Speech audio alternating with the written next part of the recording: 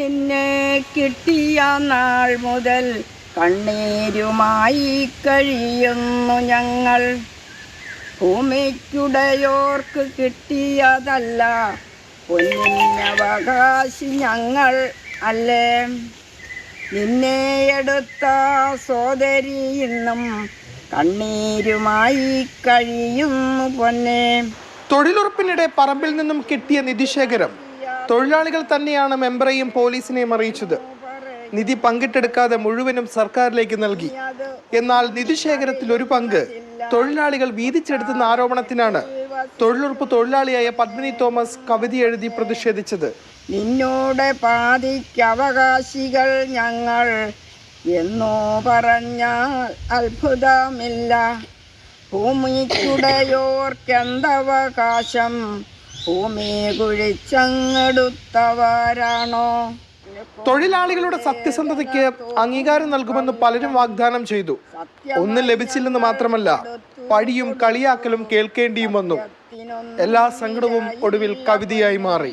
മണ്ണിൽ പണി ചെയ്ത പാവങ്ങൾക്കെന്നും കണ്ണീരു മാത്രം സ്വന്തമാകുന്നു.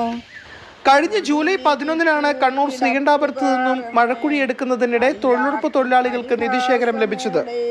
200 വർഷം പഴക്കമുള്ള നിധിശേഖരം പുരാവസ്തു വകുപ്പ് ഏറ്റെടുക്കാനുള്ള നടപടികളിലാണ്. മാതൃഭൂമി ന്യൂസ്, കണ്ണൂർ. ഫെലിക്സ് ഉണ്ട് കണ്ണൂർ. ഫെലിക്സ്, കഷ്ടമാണല്ലേ, അവർക്ക് ഒന്നും കിട്ടിയതുമില്ല, പിന്നെ അതിൽ നിന്ന് പകുതി അവർ എടുത്തു എന്ന വെറുതെ ഒരു ചീത്തപ്പേരും അവരുടെ മേലേക്ക്. ആ സങ്കടമാണ് തീർച്ചയായും വരികളിലുള്ളത്. എന്തെങ്കിലും ഒരു പരിഹാരം ഉണ്ടാവുമോ അവരുടെ ഒരു വിഷമത്തിന്? മുത്തേ നിന്നെ കിട്ടിയ നാൾ മുതൽ കണ്ണീരുമായി കഴിയുന്നു ഞങ്ങൾ എന്നതാണ് പത്മിനി ചേച്ചി എഴുതിയ കവിതയുടെ ആദ്യ ലൈൻ. അതായത് കണ്ണൂർ ശ്രീകണ്ഠാപുരം പരിപ്പ് എന്ന സ്ഥലത്താണ് ഈ തൊഴിലുറപ്പ് തൊഴിലിൻ്റെ ഭാഗമായിട്ട് അവരൊരു റബ്ബർ തോട്ടമുണ്ട്. അവിടെ മഴക്കുഴി എടുക്കുന്നതിനിടയിലാണ് ഈ നിധിശേഖരം കിട്ടുന്നത്.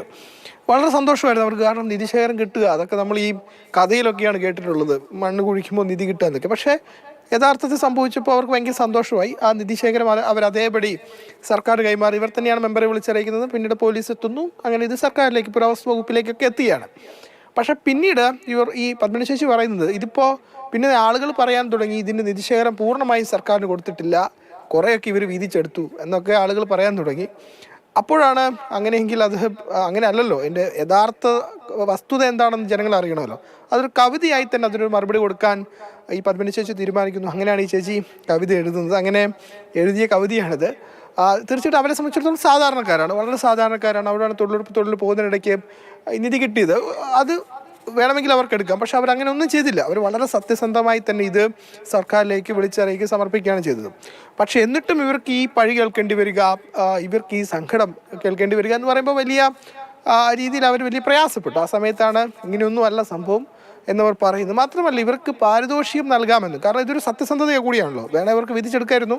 പക്ഷെ അങ്ങനെ ഒരു സത്യസന്ധത കാണിച്ചാൽ ഇവർക്കൊരു പാരിതോഷികം നൽകാമെന്നൊരു വാഗ്ദാനങ്ങളൊക്കെ ഉണ്ടായിരുന്നു. പക്ഷെ ഒന്നും തന്നെ ഇവർക്ക് ലഭിച്ചില്ല. പക്ഷെ ലഭിച്ചത് ഈ പറയുന്ന കുറ്റപ്പെടുത്തലും കളിയാക്കലും ഒക്കെയാണ്. അങ്ങനെയാണ് ചേച്ചി പലപ്പോഴും നമ്മൾ പറയാറുണ്ട് ഫെലിക്സ്, സത്യസന്ധതയ്ക്കൊന്നും ഈ നാട്ടിലൊരു വിലയില്ല എന്ന് പറയാറുണ്ട്. അത് പലപ്പോഴും ഇപ്പോൾ അവരത് പറയുന്നുണ്ടാവും. അങ്ങനെ ഒരു നല്ല കാര്യം ചെയ്തിട്ട് അവസാനം ചീത്തപ്പേരായല്ലോ. അപ്പോൾ അധികൃതരെങ്കിലും ശ്രദ്ധയിൽപ്പെട്ട്, അല്ലെങ്കിൽ അവർക്ക് അർഹമായ ഒരു എന്തെങ്കിലും ഒരു പാരിതോഷികമോ സമ്മാനമെങ്കിലും നൽകേണ്ടത് അത്യാവശ്യമാണ്, അവരുടെ ആ സങ്കടം മറയ്ക്കാനെങ്കിലും.